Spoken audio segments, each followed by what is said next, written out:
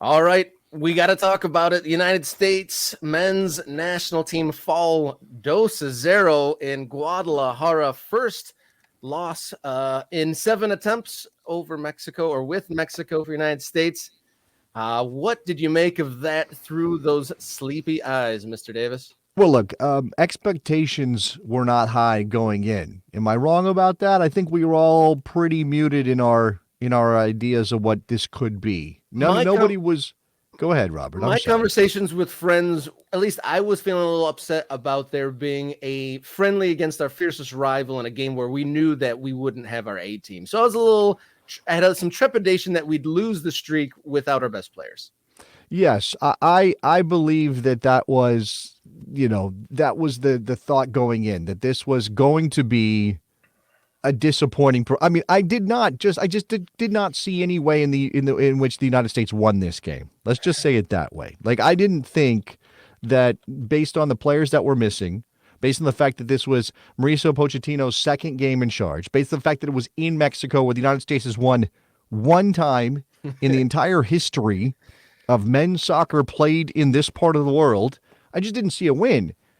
Maybe it was slightly less. Maybe it was slightly more disappointing than maybe I thought it would even be. I mean, again, when your expectations are so low, I didn't. Okay, this is how I know that I had low expectations, and I ultimately wasn't going to take anything away from the game, Robert. I didn't find myself yelling at the screen as much as I normally do. I mean, part of that was it was very late and there were children sleeping. And if you wake up a 3-year-old, that's your whole evening. So I didn't want to wake anybody up, but I also wasn't feeling that passionate hostility towards bad play that sometimes comes out when I'm watching my team, right? It was kind of like, oh, damn it, you could have done better there. Jedi Robinson was not good in the first half before he got pulled for Christopher Lund. And I'm not saying Lund was great in the second half, but I guess we could do that. We could go around. Actually, you know what? Maybe we should. Let's go down the list of player performances in this game, Robert, from beginning to end. Actually, we'll just all give them all an F. Let's just give them all an F. Okay, we don't even need to do anything else. They were all bad. Nothing really worked. The field was a disaster. The referee, I thought, it was a let him play situation, but there were lots of things happening that I found questionable. Of course, I'm viewing that through red, white, and blue colored glasses. The inability of anything to get done in midfield to turn the ball. They're absolutely impossible for the United States to be able to turn the ball upfield. So much checking back. I found myself doing this in a very sarcastic manner. Anytime a ball was played forward and would find the feet of a player on the other side of the halfway line, I would count the seconds until it went back the other way and ended up with Matt Turner. And it was usually not more than 3 or 4 seconds before that happened again. So it was poor. It was poor. Do we have stat? I mean, do we want to illustrate this through stats? Is that something that we can do? Yeah, let's bring those up. The one that I circled, I got a couple big ones that stuck out, but the first half shots, you got the totals, but first half shots were 12-0 in favor of Mexico. My goodness. Yes, it was bad. One shot on target. One, and it came late in the game after the result was decided.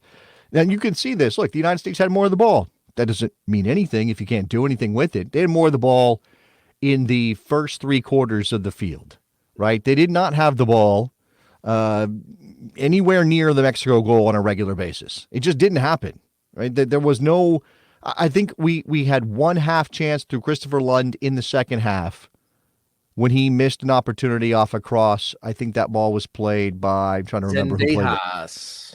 Alejandro Zendejas, who was, as things go, one of the brighter players on the field. When I reviewed the ESPNFC.com player ratings, Zendejas, I believe, was just about the only player over a 5. Oh yeah, that doesn't surprise me. He also mixed it up a little bit, little salty, little fire brewing.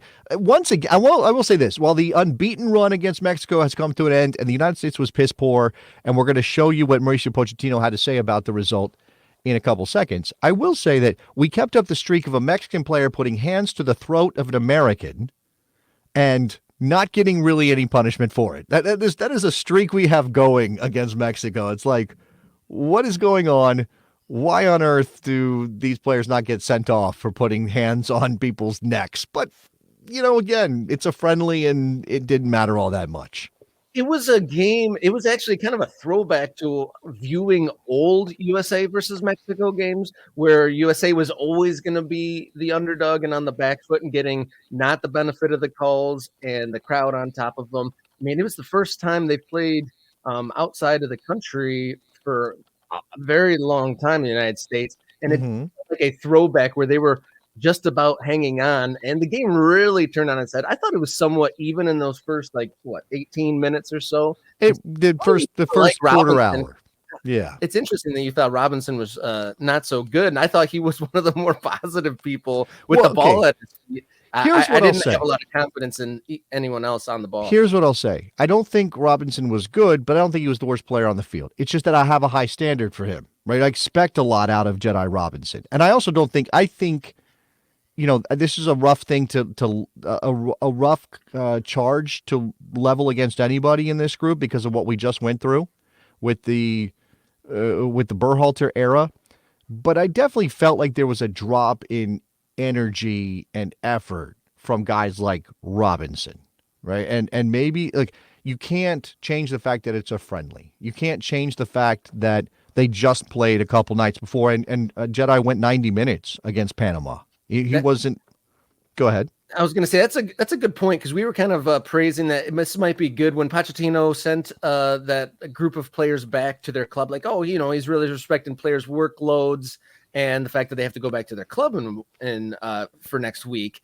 But also at the same time, I think last night's selection kind of undermined that thought because he played, largely an unchanged squad, and those players that were still in the camp might have been overworked. It's also interesting to me. Now, okay, so again, I have a high standard for Jedi Robinson. He didn't meet that. That's why I'm being harsh on him. I thought some players put in a lot of effort, but the quality isn't there, right?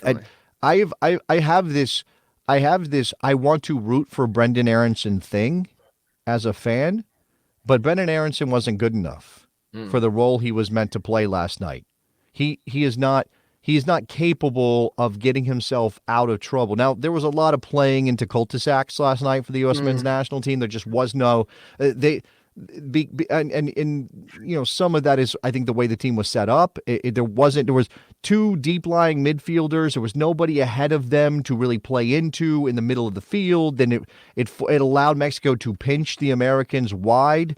Brendanson tried to drift into those areas. I mean, obviously, there's pressure up the field. The pitch is sloppy. You're worried about making mistakes. I still have a heart attack anytime Matt Turner tries to play the ball out of the back. I mean, so many things in that mix. But it seemed clear there were a number of players who were either playing out of position or just weren't good enough in those roles. And I saw some this is the fan response. People are screaming on the internet. Those guys should never wear the U.S. men's national team shirt ever again. Certain players in this group. Now, look, I know we're missing a bunch of guys, and we're going to talk about depth later in the show, but you can't. The problem is that because it's not a super deep pool, because there aren't other if there were better options, Pochettino would have called them up. But I also think he's on a learning curve. And I think a lot of us could have told you, Aronson's not going to work there. Tillman's not going to work there. Now, maybe there weren't any other options. He could have started Zendejas from the beginning. I'm not sure why he didn't do that. That would have been an option. I know he came in as a replacement player, but still, he could have played Zendejas, who's much more comfortable in those areas than Malik Tillman is. And again, as you said, he didn't make any other changes except for Miles Robinson having to step in for Mark McKenzie, who was unable to go after warmups. So, and I don't think that Ream or Robinson necessarily, I mean, obviously Ream gives up that second goal by not clearing his lines. I guess that's what he should have done. It's a great play by Raul Jimenez. The free kick, I have questions about the foul that leads up to the free kick in the first place, but it's a great free kick. I don't know how you do anything about that. So if you're talking about the goals that were scored and how Mexico did it, because they were the better team on the day, those players don't get black marks against them forever and until the end of time. But up the field, when the United States was trying to create attacks, there was absolutely nothing there. It goes into the fact that the lateness of the game. I had considerable notes for the first half and about one or two for the second. But amongst the notes is a note to your point about Aronson.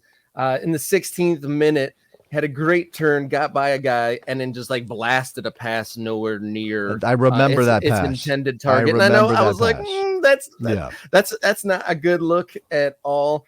Well, And I definitely think almost every American player on the field, and why it didn't matter as much for the Mexicans, you can figure that out yourself. But every American player had trouble with the field. They just did not know the speed of the green was not something they could figure out. And that includes Turner, who again was extra troublesome with the ball because of that fact. So these guys were shorting passes, they were overhitting passes. They just never got a sense of how that field was going to play.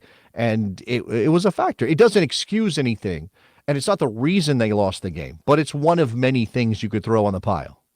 Looking at kind of the Mexican side, I thought that the beginning of the game, the crowd was not a raucous Mexican crowd. There was definitely seats available. It didn't seem like there was like a nervous kind of yeah, I'm not sure it was weird. They were kind of waiting to it seemed like they were looking for a chance to start kind of like getting on top of the players and the coaches and start booing. And then as soon as Raul Jimenez scores that goal, the switch flipped and it went to that old school, U.S. has their backs against the wall against a partisan Mexican crowd. But I was really astonished about the tepid response that the Mexican team got. And I'm not sure, another notable on the Mexican side, Andres Guardado had his curtain call. He played the first 18 minutes, and coincidentally or not, moments after that is when Jimenez, and that's actually that's a player that I'd like to tip my hat to because he was on fire last night. He was probably the most entertaining player on the field, and it's good to see him in form because he really hasn't been an eye-catching player since that brutal head injury a few years ago. Oh, the head injury, yeah, and like I'm a Fulham fan, and he certainly has turned it on for Fulham recently as well. It does seem like he's gotten past the head injury, and it just on a human level, I'm glad to see that Raul Jimenez, feeling good enough to play soccer at the level we know he's capable of. He's 33 years old. Whether he will be the point of the spear for Mexico in the World Cup in 2026 remains to be seen. But he did have a great night last night. Of course, look, I don't like Andres Guardado. As an American soccer fan, I don't love the dude. 5 World Cups. No. He gets respect, right? They've had some icons. They've had some guys. It's that begrudging thing. Whether or not you want to use the word hate in the rivalry, I'll let you decide that. I know some people don't like that word, especially in our modern American context. But on the field, I did not. I hated Rafa Marquez. I hated Andres Guardado. I hated Memo Ochoa. Those guys stood out, but they're all legends for what they've done for their national teams. And, when you get to see a player who is so important to Mexico for so long, get a curtain call, get a chance to kiss the badge, recognize the crowd and all of that, then absolutely that's a very good moment. That's a very good moment. How did Pochettino respond to this? Robert, can we maybe pull that up and see if we can get those quotes on the screen? All right, so this is one of the things Pochettino said in the postgame. We wanted to win. I think we need to be positive about this type of game. We need to play more games like this to improve the knowledge that we have. Give us time. Let us evaluate all the players, have them, know them, and from there I will give you a better opinion about what is much more fundamental than what I see. Okay, this is the important one, right? He's preaching patience. It's the only proper response in this situation, Robert. It's his second game. He's had, 4 training sessions? I know they were the longest anybody's ever seen with the national team, but he's only had a couple of training sessions with this group. So I get that he needs time. And as I said, I think for close watchers of the national team, it was a little bit frustrating that it seemed as though we had a better sense of where these guys were going to work than he did. And but he's trying stuff. Why wouldn't we give him some leeway to try stuff? We'll see how long that lasts. And without competitive matches on the horizon, like meaningful games, the Gold Cup next year, sure, but other than that... Hey, don't be slighting November's window when we return to all this for the Nations League. Oh, I forgot about the Nations League. We got Jamaica. because of the loss, we get Jamaica in the Nations League. So we'll see how that goes. Maybe, and he will be judged on that. He will, and hopefully, players are healthy, players are available. I don't think you would have sent Christian Pulisic home if you're playing a meaningful Nations League match. Of course, you're not going to do that. So this is not the way to judge Mauricio Pochettino. But I do think he's getting a really interesting education in what international football is like, because not everybody's got real depth, and when you get below your first group, it gets real dicey down there. And we'll talk about more on the United States men's national team depth a little bit later in the show. One last note before we move on to the next long ball. Raul Jimenez's free kick in the first half last night was the first direct free kick goal in this fixture since 1996. Right.